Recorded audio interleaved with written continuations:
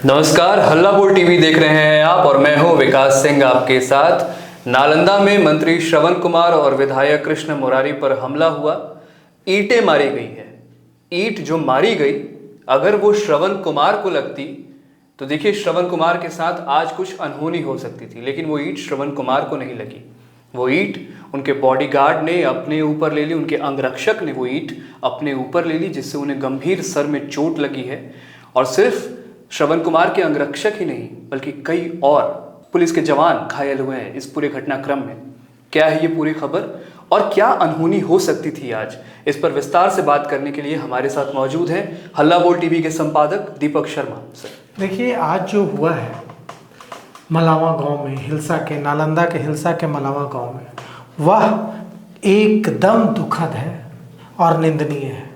श्रवण कुमार के ऊपर जो सीनियर वरिष्ठ मंत्री हैं बिहार सरकार के, और प्रेम मुखिया जो स्थानीय विधायक हैं हिलसा के, उन पर जिस तरह से हमला हुआ है, उसमें आज श्रवण कुमार की जान चली जाती। बिल्कुल एक ईंट उठाई असामाजिक तत्वों ने और निशाना बनाकर श्रवण कुमार की ओर फेंकी गई वो ईंट अगर श्रवण कुमार को लग जाती तो आज श्रवण कुमार के साथ कुछ अनहोनी हो सकती थी, लेकिन उनके बॉडीगार्ड ने सामने आकर वीरता का परिचय देते हुए वो ईंट अपने ऊपर ले ली और उस बॉडीगार्ड का सिर फट गया है और वह जख्मी है गंभीर हालत में और उसे अस्पताल ले जाया गया है। यह एक पुलिसकर्मी के साथ नहीं हुआ है, सुरक्षा में तैनात कई पुलिसकर्मी घायल हैं और उन्हें इलाज के लिए पटना लाया गया है। अब अगर ये पुलिसकर्मी थोड़ा भी पीछे हटते हैं तो आज श्रवण कुमार के साथ कोई अनहोनी हो सकती थी। अब सवाल यह उठता है कि क्या यह हमला ग्रामीणों ने किया?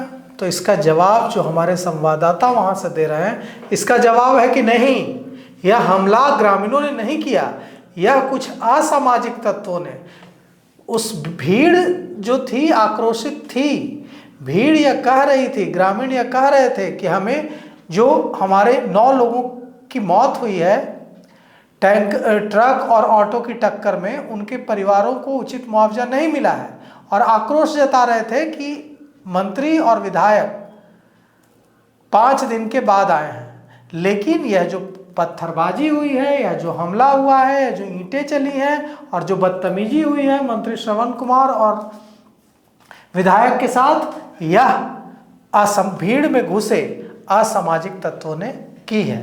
और अब पुलिस वीडियो फुटेज और तस्वीरों के माध्यम से पता लगाने की कोशिश कर रही है कि यह सामाजिक तत्व कौन है, इनका मकसद क्या था और इन्होंने क्यों इस तरह का जानलेवा हमला किया है। मैंने सर ये पहले भी कहा कि जिनके साथ ये घटना घटित हुई, जिनके परिवार के साथ ये घटना घटित हुई है, वो लोग दुख से बाहर निकले तब तो ऐसा करें। अटल पथ पर कुछ दिन कल या परसों अटल पथ पर ये घटना हुई, आग लगा दी गई गाड़ियों में, मंत्रियों की गाड़ी फंस गई, हमला भी हुआ, पीछे से उनकी जो पूरी वाहन का जो शीशा था वो फोड़ दिया गया। जो लोग दुखी हैं उनके पास इतना वक्त कहाँ है कि वो जाके करेंगे? सवाल यही पुलिस जांच में सामने आ रहा है। पुलिस जांच में यही सामने आ रहा है कि जो हमला हुआ है, चाहे वो अटल पथ पर हो या आज जो है हिलसा के मलावा गांव में हो, इस हमले में असामाजिक तत्वों ने जानबूझकर लोगों को उकसाने और भड़काने की कोशिश की है। और अटल पथ पर तो नाम भी आ गया कि किसने ऐसा किया था। वहां का वार्ड पार्षद जो है, वार्ड पार्षद ने यह किया है, अमित नाम है उनका, और एक वकील का नाम आ रहा है, उसने किया। और पैसों की डील हुई है, 2 लाख रुपए की डील हुई है। पटना के एसएसपी ने कल खुलासा किया है कि 2 लाख रुपए लिए गए और 2 लाख रुपए लेकर यह पूरा जो है आगजनी और तोड़फोड़ कराई गई अटल पथ पर और अरेस्टिंग हुई है। अब ये जो हिलसा के मलावा गांव में हुआ है, इस मामले में पुलिस जांच कर रही है और इस मामले में देखिए क्या कुछ निकल कर आता है। लेकिन जो हमें खबर मिल रही है उसके मुताबिक यहाँ भी वैसी ही कुछ कहानी हो सकती है कि यहाँ भी असामाजिक तत्वों ने, जो लोगों में आक्रोश था कि उन्हें उचित मुआवजा नहीं मिला है, जो गांव के लोगों में इस बात को लेकर आक्रोश था कि हमारे विधायक और जो मंत्री हैं वो 5 दिन बाद पहुंचे हैं, इस मामले में लोगों के आक्रोश को तूल देने की कोशिश की गई है और यह सीधे सीधे मंत्री श्रवण कुमार की जान लेने की कोशिश है। अगर आज उनका बॉडीगार्ड सामने आकर वो जो ईंट उन पर चली वो अपने सिर पर नहीं लेता तो आज मंत्री श्रवण कुमार के साथ कोई अनहोनी हो सकती थी।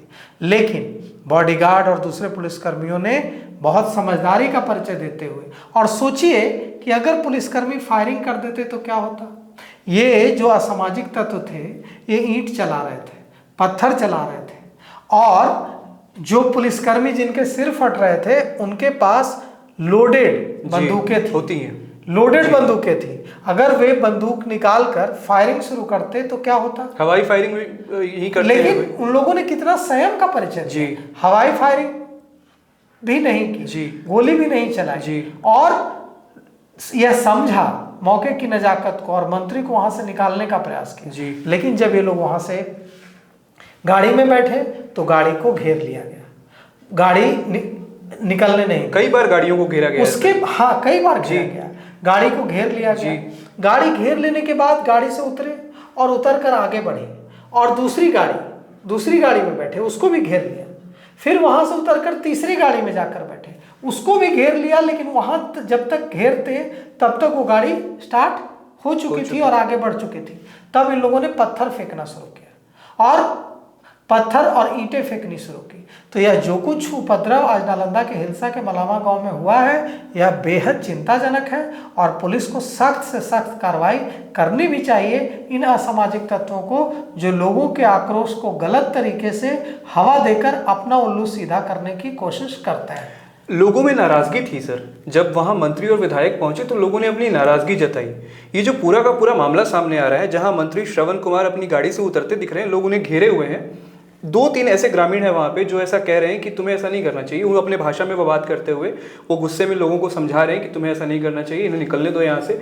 लेकिन ये तो स्पष्ट पता चल रहा है कि जिनमें गुस्सा है कि मुआवजा कम मिला, मुआवजा नहीं मिला, वो एक अलग गुस्सा जिनमें है वो दिख रहा है।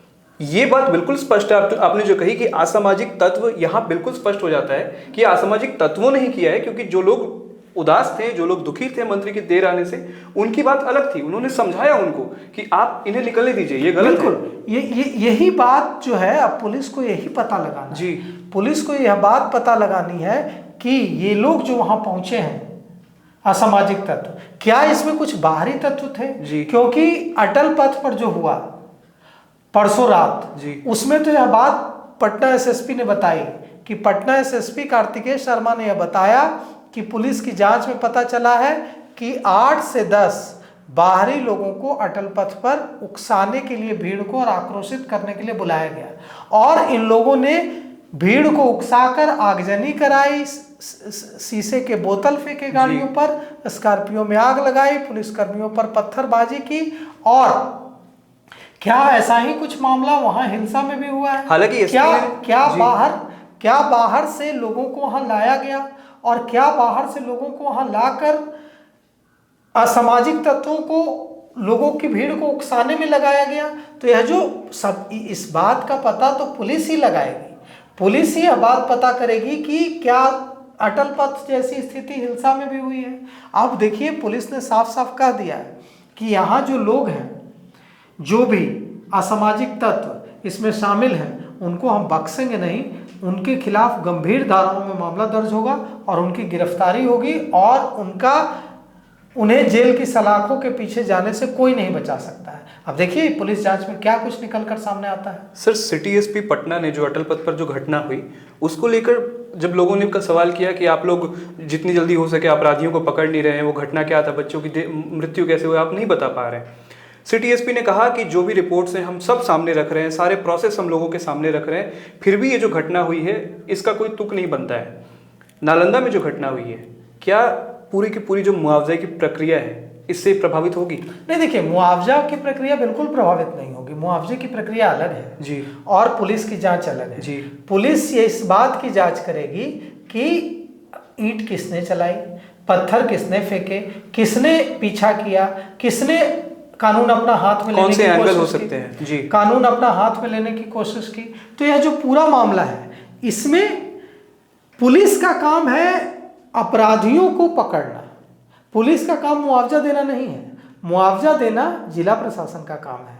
तो जिला प्रशासन जो है वो मुआवजा देने का काम करेगा। जिला प्रशासन देखेगा कि किन लोगों को कितना मुआवजा मिलना चाहिए था और कितना मुआवजा नहीं मिला है, या कौन लोग इससे वंचित रह गए, वो काम जिला प्रशासन का है।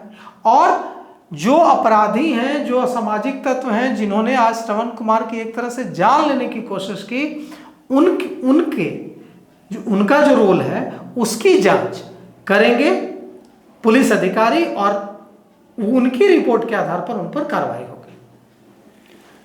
इस पूरे खबर पर आपने सुना हमारे संपादक दीपक शर्मा को। फिलहाल इसके बारे में आप क्या सोचते हैं, हमें कमेंट करके ज़रूर बताइएगा।